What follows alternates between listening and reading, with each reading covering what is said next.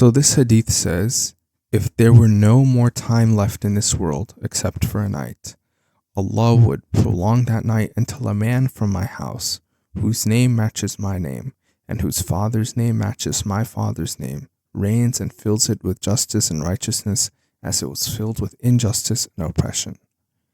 So this hadith in Tabarani 10224, and there are a bunch of different variants of it.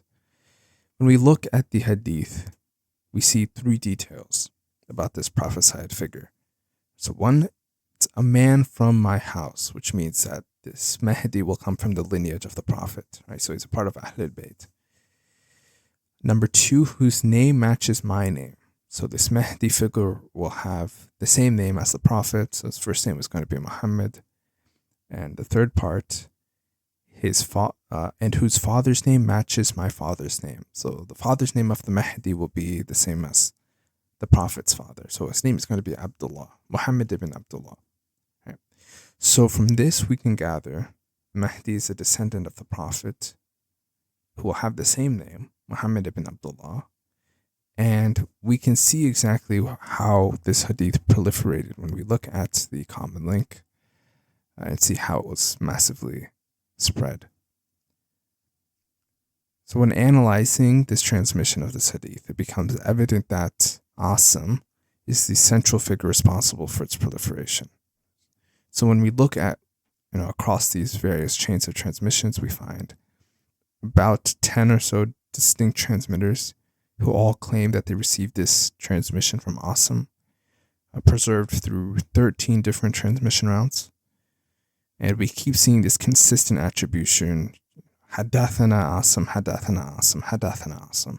All right, so we can see that the earliest person we can link this hadith to is Asim.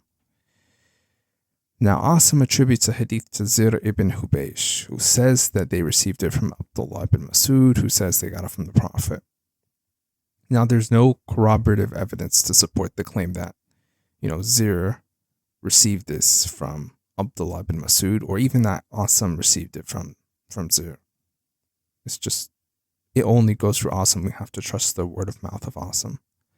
And so the lack of this corroboration is problematic for hadith with such, theological weight and eschatological significance. Right? So we would have to trust Asim in its generality. Now, can we trust Asim? Let's look at the Rijal. So, let's see, we have a report from Abdullah ibn Ahmad from his father Ahmad ibn Hanbal. He, Asim, was a righteous man and a reciter of the Quran. The people of Kufa preferred his recitation, and I also prefer it. He was virtuous and trustworthy. Though al-Amash had better retention than him, Shu'bah preferred al-Amash over him in confirming the authenticity of hadith. Right, so Ahmad ibn Hanbal essentially saying that he's a generally good person. People relied on his hadith, relied on his recitation of the Quran, because Asim is the teacher of Hafs, and Hafs is the dominant recitation throughout the Muslim world. Let's see. And then we have something from Yaqub ibn Sufyan, who says there's inconsistency in his hadith, yet he is trustworthy. Right? This is kind of paradoxical. If someone's inconsistent in their hadith, you don't usually would say, they're trustworthy, but we'll take that into consideration. And then we have Ibn Sa'd. Affan narrated to us saying, Hamad narrated to us saying, Asim said, whenever I returned from a journey, Abu Wa'il would kiss my hand. They said Asim was trustworthy except that he made many mistakes in his hadith. Ibn Sa'd also said he was trustworthy except that he made many mistakes in his hadith. Okay. So we can gather from this that Asim, very, very prominent Quran reciter, born around 700 in Kufa, was extremely influential in his transmission of the Quran, right? And he had students like Zir ibn Hubaysh, al-Amash, and others who continued this tradition. Now, when we see these comments such as, made many mistakes in his hadith, or, kind of this generality of being trustworthy, we have to consider that Asim within these chains of transmission is the only one that they're relying on. I mean, that's not very good for talking about the authenticity of a hadith. Now, when we look at the key figures of the hadith, Asim, Zir, Abdullah bin Masud, three things that these guys have in common, or the one thing that three of these people have in common, is that primarily it's Kufan. The hadith is going to be massively proliferated from Kufa. And is there a specific reason as to why Kufa? And there is. Let's go back to the criteria that we had earlier about who this Mahdi was going to be, right? So, going to be from the lineage of the Prophet. It's going to be named Muhammad ibn Abdullah. So we can literally just look at the lineage of the Prophet and see, hey, is there a Muhammad ibn Abdullah? And there is. When you go to Ali and Fatima's lineage, you see that they had Hassan and Hussein. It's not through Hussein's lineage. It's going to be through Hassan's lineage. So Hassan's son had a son whose name is Abdullah. And Abdullah had a son named Muhammad, who is nicknamed Muhammad al-Nafs al-Zakiyya. So his name is Muhammad ibn Abdullah, right? And he's a descendant of the Prophet. He fits all three of these criteria. Now, what's interesting is that this Muhammad ibn Abdullah was very, very, very popular in Kufa. He was the grandson of Hassan ibn Ali, claimed to be the Mahdi during his uprising against the Abbasid Caliphate in 762. His name is directly mentioned in the Hadith. It's an exact match. And we see in a source from Tabari, in the history of Tabari, it says Muhammad ibn Abdullah, and this is the same one that we're talking about from the lineage of Hassan. Muhammad ibn Abdullah wrote to Abu Ja'far, in the name of God, the merciful, the compassionate, from the servant of God, the Mahdi, Muhammad ibn Abdullah, to Abdullah ibn Muhammad. Ta, Sin, Mim, these are the verses of the book that makes clear. We recite to you from the story of Moses and Pharaoh with truth for a people who believe. Pharaoh was exalted in the land and made of its people factions, oppressing a group of them by slaughtering their sons, but sparing their women. Truly, he was one of those who commits iniquity. If we wanted to act graciously toward those who on the earth were oppressed, to make them leaders and to make them inheritors, and to make them strong in the earth, and to show Pharaoh and Haman and their armies that against which they were on guard. To you I extend a grant of immunity like the one that you extended to me, because the right to do so belongs to us. You have laid claim to this office only through us. You made your uprising to acquire it through our support and attained it only thanks to us. All right, so here, listen to this part. Our paternal ancestor, Ali, was the wasi and then imam. So how could you have inherited his wilaya when his own descendants are still alive? What we get from this is that Muhammad ibn Abdullah did not like the idea that the Abbasids were essentially usurping him. He believed that he had the right to inherit the essentially the kingdom that the Abbasids created for themselves, or essentially usurped from the Umayyads. And it seems that Muhammad ibn Abdullah was trying to get what he believed was his. And it's very evident that, this guy really believed that he was a Mahdi, because he, signs al-Mahdi in this letter, right? Now, what was the fate of Muhammad al-Nafs al-Zakiyya, or Muhammad ibn Abdullah? Well, despite, all the support that he had, Muhammad al-Nafs al-Zakiyya ultimately failed in his attempt to overthrow the Abbasids. His rebellion was crushed, and he was killed in 762, which pretty much laid an end to his movement. And the Abbasid Caliphate managed to maintain its hold over its power, and it ended. So let's look back at the chains. When we look at Asim ibn Abu al-Najud, we see that his lifespan matches close to the lifespan of Muhammad al-Nafs al-Zakiyya, in the sense that they were alive during the same time. So we see Asim being born in 700. We have Muhammad al-Nafs al-Zakiyya being born in 715. Right? So they have a good 30 years of life living at the same time. Right? Asim dies at 745. And then Muhammad al-Nafs al-Zakiyya is martyred in 762. So what I can generally see from this is that Asim fabricated or received a Kufan tradition from elsewhere, essentially committing tadlis about where he originally got the source, and modeled this hadith after Muhammad al-Nafs al-Zakiyya. Maybe he preferred him over, say, the Abbasids that were ruling at the time. And so he created this hadith that matched perfectly to Muhammad ibn Abdullah. Right? He's a descendant of the Prophet. He has the same first name as the Prophet, the same father's name as the Prophet's father. Like this is it can't be anybody but him. And the fact that the common link of this tradition, who is not necessarily known as the most trustworthy individual,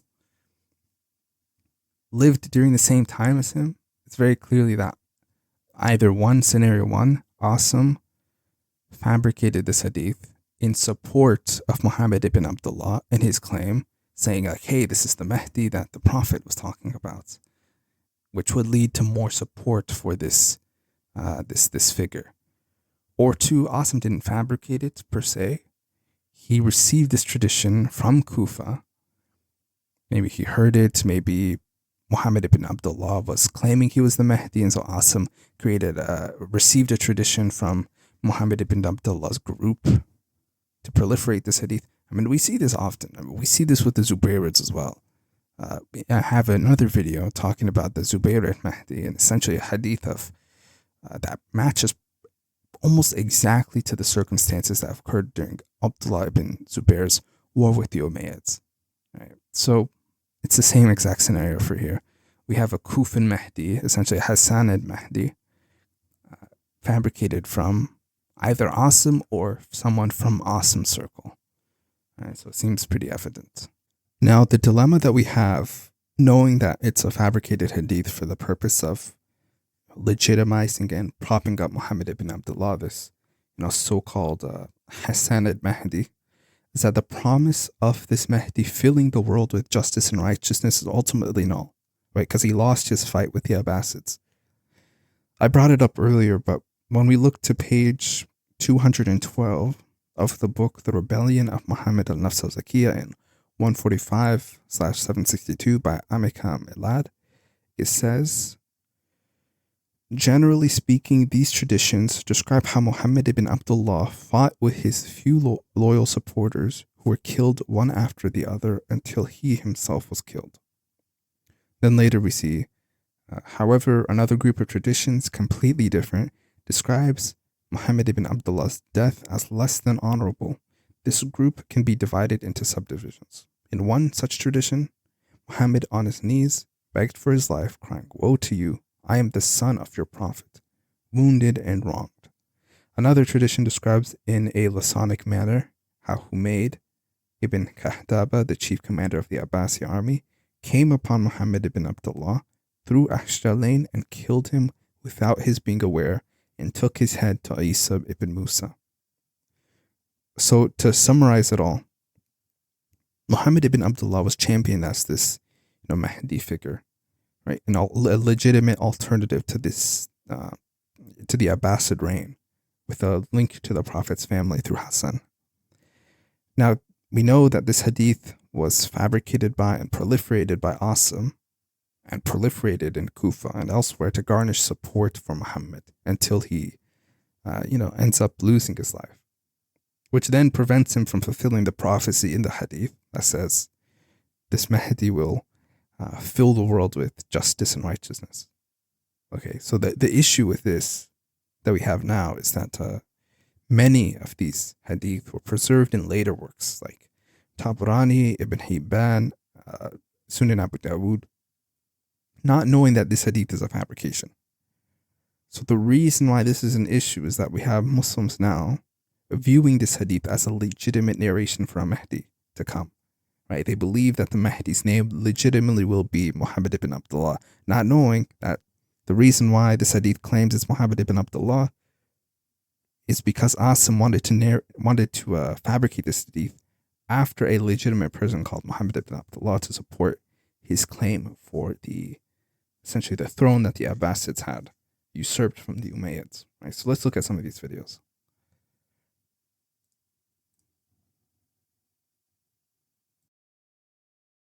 The TV channels say, I am the Mahdi, hallelujah.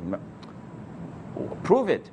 First of all, the Prophet ﷺ told us, he would be called Muhammad, like the Prophet's name, and his father, his name is like the Prophet's name, Abdullah. So the Mahdi must be Muhammad ibn Abdullah.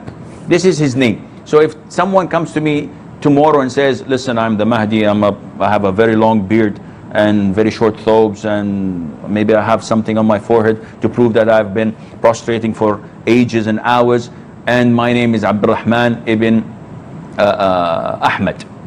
So I say, tough luck, no cigars. Why? Because the Prophet told us you have to be Muhammad ibn Abdullah. If someone comes to me today, inshallah, we'll go into a bit more detail about them. What we've already discussed are two. Well, one, he cannot be killed like that until he rules the world. And for 10 years he fills it with justice. And his name is Muhammad, the son of Abdullah. Just like the Prophet Muhammad ﷺ, son of Abdullah, his father. And he will have the same characteristics as the Prophet Muhammad ﷺ. Same character, very similar manners and character. This isn't uncommon within the hadith corpus.